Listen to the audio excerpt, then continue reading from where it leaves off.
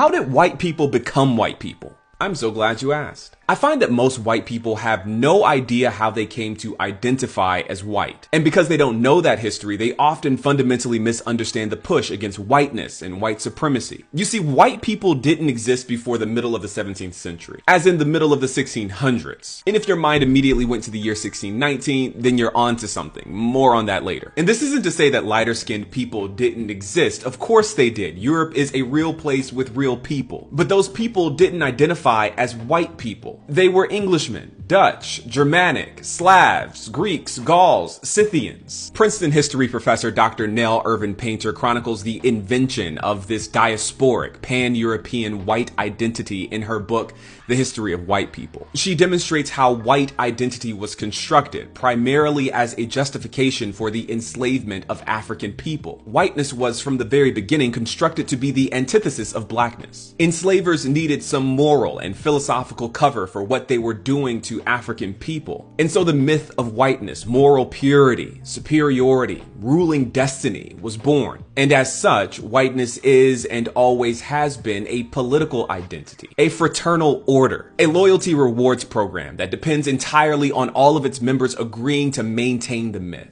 And even though this myth has been thoroughly debunked, many are working overtime to this very day to maintain its power. Like and follow for more.